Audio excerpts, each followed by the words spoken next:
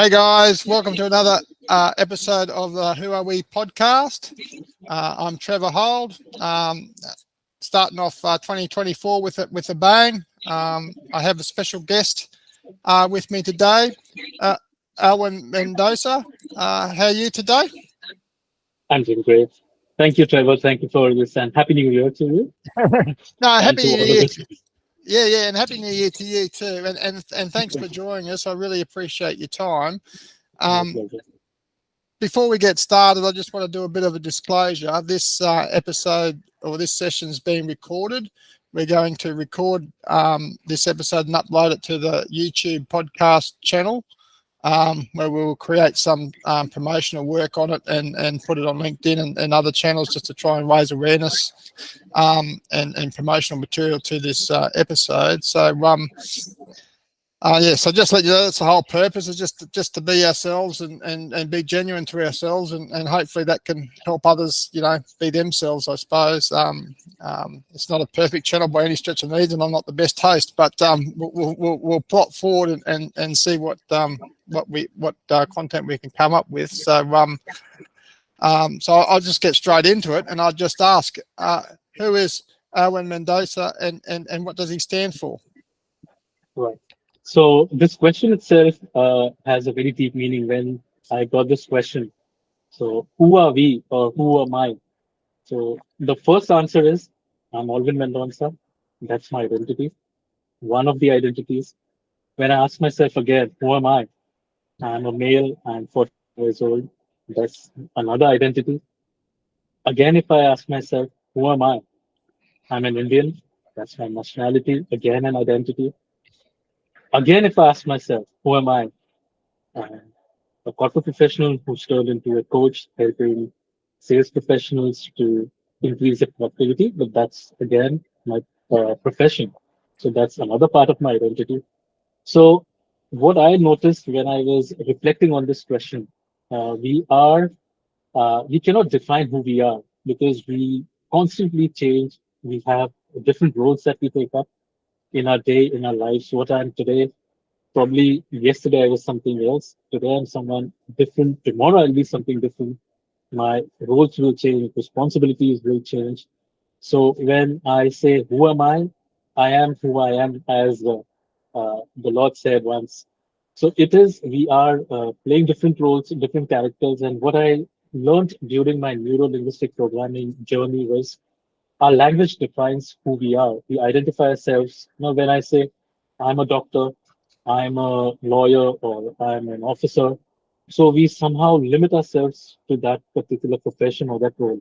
That is a role that we are playing. Once we are home, we are back, we are husbands, we are fathers, sons, family members. So what I understand is if we limit ourselves when we say this is who I am or this is who I am, instead, the better way to put it across is this is my profession or this is my identity or this is my nationality.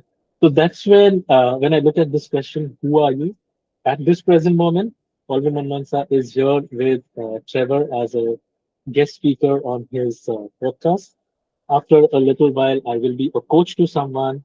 After a little while, I'll be a mentor to someone. I will probably a spouse at home, helping my spouse. So we keep shifting, we keep changing. So the identity part is something that I learned. We identify ourselves very deeply. So when I say who I am, it is in this moment, this is what I am. In the next moment, my identity changes, my role changes, and that is what I am in that particular moment. So and in terms of my mission, my I am a coach. That is my new profession. I got into coaching say about last year. I was learning for the last 3 years. I was learning neuro linguistic programming, and that is where I got the inspiration that there's a lot more that I have to offer. There's a lot more within me that I was unaware of because it was again some identities that I was carrying all through these years. Because when I say I am so and so, again, somewhere I'm limiting myself. Like we say, I'm a patient. Like someone says, I can't do this, or I'm a loser. That is again an identity, right? That is what we associate ourselves with.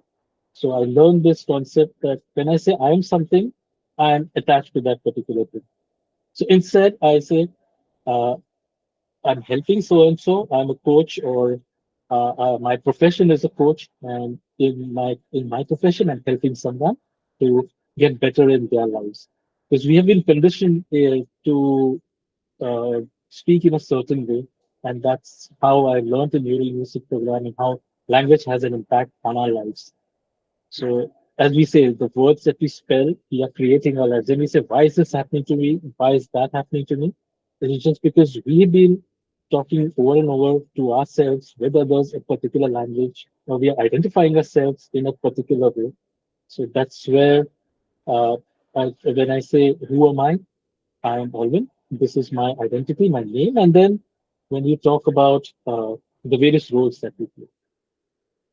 Yeah, And that's very insightful, and that's the first time. I think this is my 21st episode, and that's the first time that's been raised. And it's a very good point you make, because all of us in life do wear different hats, don't we? Like you say, so, like you're at work, you're a professional, you put your professional hat on, and then you go home and you're a husband and or a father, and like you say, depending on what where you're engaged in your life as to so, which hat you're wearing.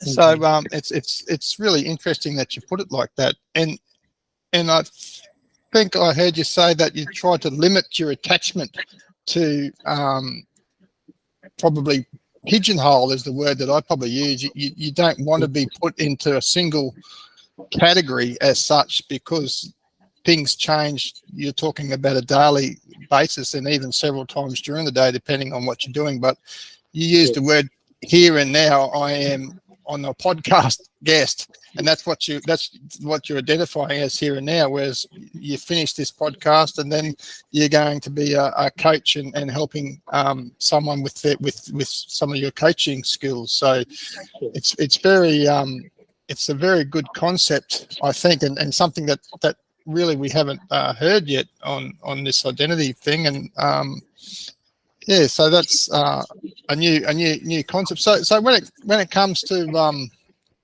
what you stand for, I suppose that's your values that you live by. So regardless of which hat you're on, I suppose honesty, integrity, and some of these values that we hold dear are going to travel through different identities that we're playing, or different roles that we're playing. Is that how you see it? Absolutely, absolutely. And our core values, again, value systems are something that I learned about it. Some of those values that we inculcate from our family, it has been passed on to us. Some of them create conflicts because they might not be valid now, or you're not sure whether they're true. Some of those beliefs are also based on the values that we have. So the values, they come from where? From our culture, from our family. So again, I do check on my values. If there is a conflict, if I'm making some decisions, where is this conflict coming from? Is it the beliefs? Is it the values? And yes, there are certain core values that I operate on, and that helps me in playing those different roles. And after learning about these things over the last several years, during the pandemic phase, it was the best time to invest in ourselves. So that's when I had the time and I had the liberty to know myself much, much better. So yes, operating in when you have those values in place, and then okay, fine, this is a value probably is creating a hindrance. Where is it coming from? Is it something that I need to change, or is a belief attached to it? So that's where we work around it. That it releases a lot of stress, I would say. We usually are in a position where we want to do something, and at the same time, there's an internal conflict. So instead of fighting it out, we have to address it, sit with ourselves. So I've learned that over the last 3 years during this phase where there was a lockdown, but that was the best time to go inwards and see what is it that needs to be fixed. And that's how once I felt that now is the time to pass on the light, share the light with others. There are many others who are also in a similar journey. There are many others who are struggling. That's when I decided that now is the time to do something with the tools that I have. Let me pass it on to them. So yes. Yeah, yeah. And you're talking about reevaluating regularly your values, and whether they and you mentioned that some values that you might get passed down from your parents or from your community that you live in, and they mightn't be appropriate on a broader scale, or might be old fashioned, or might be even biased or racist or sexist or all these sort of things, and you have to look at all these values that you're living with and evaluating them to see whether that's something that you want to continue working with, and there's some conflicts in your head about that. Is that what I heard? Yes, yes. So when it comes to decision making, somewhere when we want to decide something, like when I was stepping into this new venture, so traditionally it is something that we are designed or conditioned to study, work for someone else. So doing something charitable or doing venturing on your own is something that is culturally a challenge or a stigma, I would say. So then, where does that belief come from? So we are more concerned about what others have to say or what others have to, talk about, or we don't have any evidence in our family. So there's certain things that we need to evaluate, be it our beliefs. Where is that belief coming from? If there's a fear, like this was one of my biggest fears 3 years ago. I could not face the camera. I could not sit in front of the camera. So where was that belief coming from? Because someone told me that you're not appropriate. You're not that photogenic person. You're not a model. You're not an actor who needs to Yeah. face the camera. But then I realized in 2020, all of us had no choice but to face the camera. So that's when I had to overcome that limitation. So if I had to sit with that limitation, no, I don't have the looks to face the camera. I wouldn't have been here today. So Yeah. that's how we have to work on our limitations. We have to address those limitations rather than, oh, this is who I am. And that's where we say, I cannot do this, and we limit ourselves, and that's about it. I can't swim, I can't drive. Those are some of the limitations. So there are several limitations that we carry. Where is it coming from? And when was the last time we made any effort, or did we take any steps on fixing it? Yeah. Is there any possibility? Is there any help available? That's when I found this beautiful concept of coach. When I found a coach in 2017, when I was uncomfortable with what I was doing. I was doing well, I was earning well, but then there was something that was missing. So that's when I found a coach.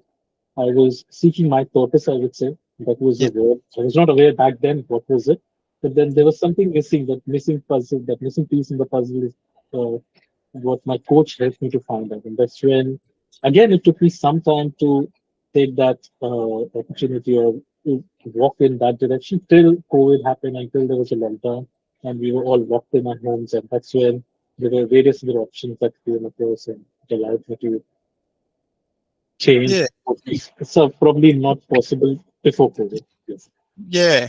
So you're a big believer in, I suppose, being a coach yourself, and you're saying that there's a big turnaround in your life when you found a coach that helped you. Yes. And I guess having that person that believes in you and tells you you can do something, or to look at the reasons behind and try to evaluate or take away the barriers, or try to take away the stigma, or whatever's been holding you back. You think that has a lot of benefit in unlocking people's potential, potentially, is it? Absolutely, absolutely. If you see, we ourselves, even now, I would say there are certain limitations that I do have. And I still need someone to help me. I still need a mentor or coach. Even though I've been doing these things, I still need someone to look up to. Sometimes I feel stuck. Okay, rather than getting stuck, I need to move around. That's when I approach my coach, because then we are stuck to the problem. So we are unable to find a solution. So a person from outside, a coach, is able to explore the other possibilities that we are overlooking because we are so stuck with the problem. So that is where I noticed that having a coach helps a lot. If we see even in businesses, in sports, in any profession, they have those coaches, and that's where the success comes from. As an individual, yes, we can, but then there are certain limitations. If I say I will just learn something online, there are courses available online. But then having someone to guide me in that direction, that was really helpful. And that's what I'm trying to pass along. So this is what my journey has been. So that's Yes. where. So you had such success and such belief in the fact that your coach helped you so much that it inspired you to do similar things Mhm. and help unlock other people. Because like you said, like sometimes you can get stuck in your own world or in your own perspectives, and you can't see the forest through the trees. I think the saying here is, I don't know if there's a similar saying in India, but there's Mhm. something along them lines here in Australia. You know, can't see the forest through the trees. But with that new perspective or that outside vision of someone looking from the outside in, Mhm. can add some value by perhaps presenting different perspectives or different scenarios or different way of thinking or different way of acting or different way of processing some information which could help move forward. That's true. That's true. Yes. And, And we and are very resistant about changing also. I mean, we are, how we are designed is our unconscious mind. Again, it's a very deep topic that I yeah, have learned. So the unconscious mind wants everything easy. So, yeah, it's as simple as when we are wanting to change a habit, like most people on the 1st of January will decide, let me hit the gym, let me hit that path, and let me go running, and I need fitness is my goal. But yeah, in the first few days, the motivation is lost because the unconscious mind wants everything to be easier. It does not. It has that resistance. Because its core purpose is to save our body, to save yeah, energy. So as we say, when we wake up in the morning, the first thing is that we want to snooze our alarm. Right? yeah, That's the first thought. So we have to fight that out. So that's where the resistance is from within. So even if we know there's a solution, our mind is resisting us. No, no, you can't do that. So that's when we need that push. And that push, we cannot push ourselves. So that's why we yeah. need someone else to push us. So Yeah, yeah, yeah, that's yeah, what. and that's interesting. So do you take clients on LinkedIn, or how do you go about getting it? Can anyone reach out to you and get some help or some coaching, or how does it work? Can you explain a bit how that works? Yes. So in terms of my coaching, currently I'm helping sales professionals to increase their productivity so that they can get more sales. So yes, I'm available on LinkedIn, available on Facebook, Instagram. So Yeah, I have a link where they can book a call where I first get on a discovery call with them where we understand what are the challenges, where they want to be, and what are the gaps. So we fill in those gaps and then design a coaching program for them based on their needs and what is it that they want, and then walk along with them in that journey. Because then they need that accountability, something that is very important. Because one session might motivate someone, they might feel energized. The next day, again, when something hits, and they're back. So that's where the journey, it is a transformation journey which takes time and there needs to be some accountability. And that's what, as a coach, as a mentor, I walk along with them. And they're the ones who are working. So it's just that we are pointing them in the direction. This is what you have, and all the resources are within us, as we say. yeah, It's just that we don't tap into them. We being conditioned to work in a certain way. Okay, get up in the morning, go to work, do your 9 hours, come back, go do whatever. Probably some people go to a bar or some people go to a club. Or, we have all our ways, and the weekends are meant for partying, and that's how we've been conditioned in a certain way. So again, there are certain things that we want to do, but then we also don't want to miss out on those things. So, like we say, fear of missing out.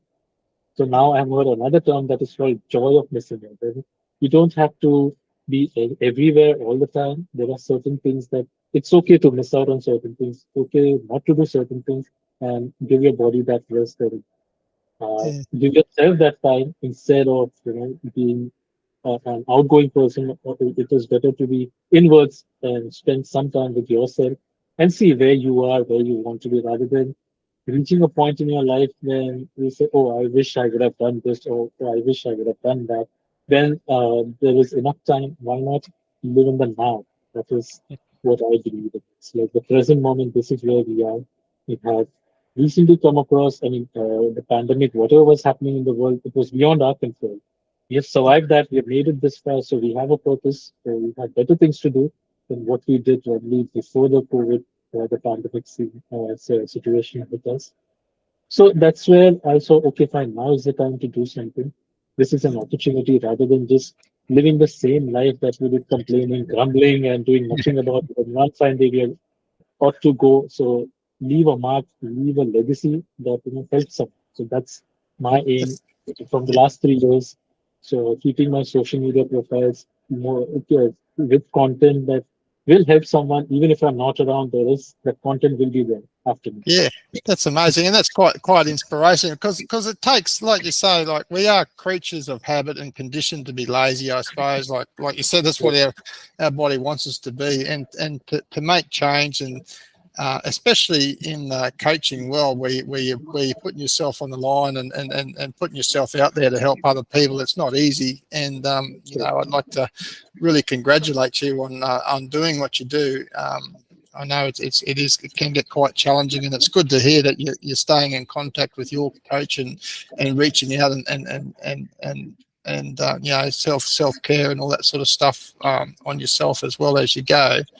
So I was just wondering, have you got any final words of wisdom or final bits of information that you might be able to put on to people? So mainly sales you're helping people with, coaching people with in the business scenario. But it sounds like you're still working with their emotions and their outlook and with their personal sort of perspectives as well, while you're helping that sales, is it?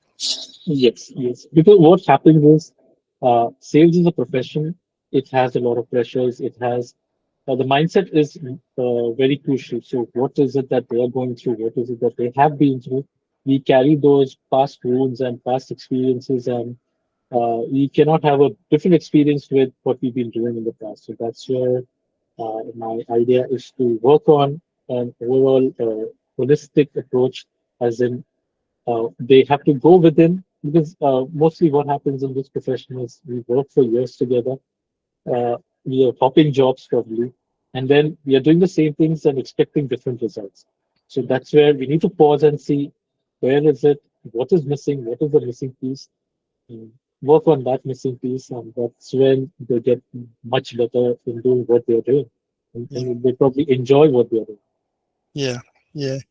Yeah, well, thank you very much for sharing that and for participating in this episode. It's been a pleasure, really pleasure talking to you. And like I said, it does take courage, and you are quite inspirational in doing what you're doing. And I wish you all the luck. And I hope that anyone that needs any help can reach out or will reach out to you on LinkedIn or Facebook or whatever it is. And when I publish when I publish some of these promotional stuff, I'll tag you in it, so then everyone will have your contact details there anyway. And hopefully, moving forward, everyone can start getting more positive results in what they do. So, so No, and all the resources are within us. Yes, all the yeah, resources are yeah, within us. It's just yeah, that we have to go within and find it. We generally look for resources outside. So those yeah, things are materialistic. They might give us that dopamine for a little while, but then if we find that inner joy, then well, we find those inner treasures, we are done. yeah, yeah. So No, that's the that's thing. great. No, that's great. And again, thank you very much for joining us today. And perhaps we can catch up later on in the series. See where we're at. Sure, sure. Thanks a lot, sir. No worries. Thank you. Bye. Okay.